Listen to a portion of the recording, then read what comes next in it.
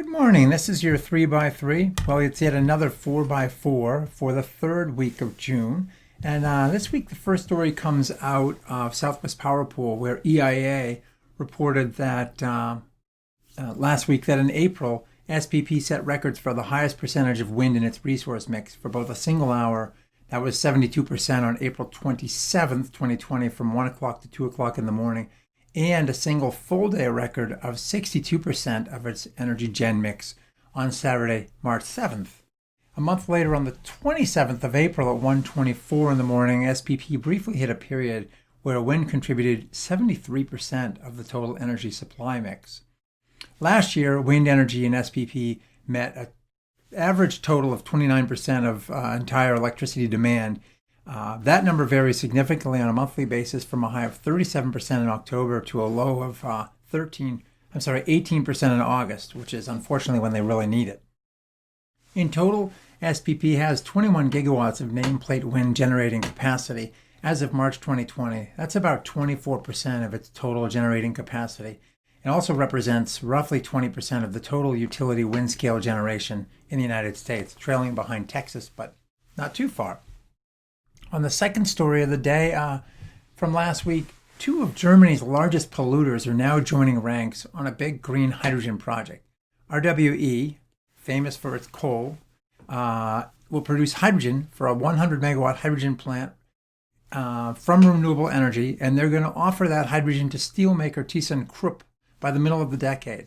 The plant is intended to create 1.7 tons of hydrogen per hour, about 70% of what's needed for this planned blast furnace, making 50,000 tons of clean coal, which would be enough for about 50,000 cars.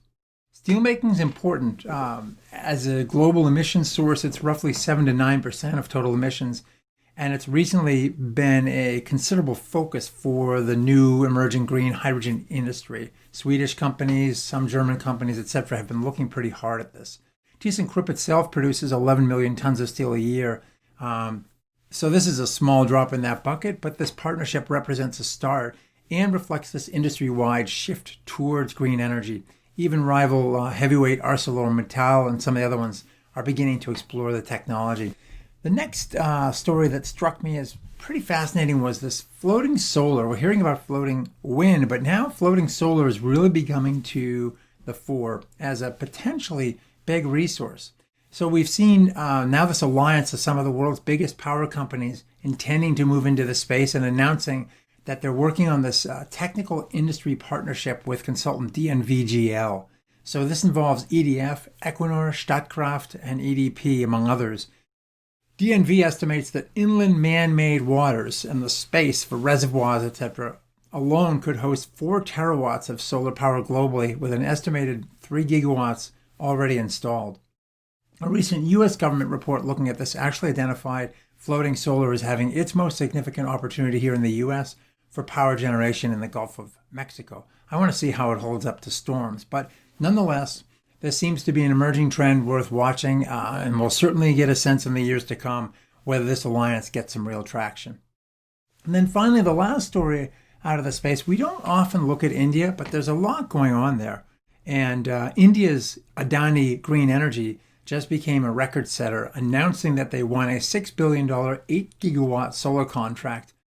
Put that in context, last year the U.S. this year is intending to install roughly 24 gigawatts. So this one company would pick up a third of that size. So they won this contract from the Indian government. It's to be built out over 5 years, with the first 2 gigawatts coming by 2022.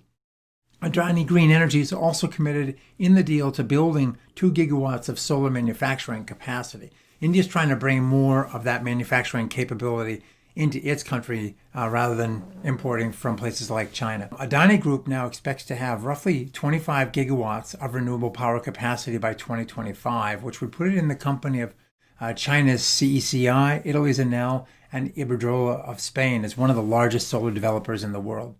Well, that's it for this week. Thanks for watching. Stay safe and healthy, and we'll look forward to seeing you next week. Thanks.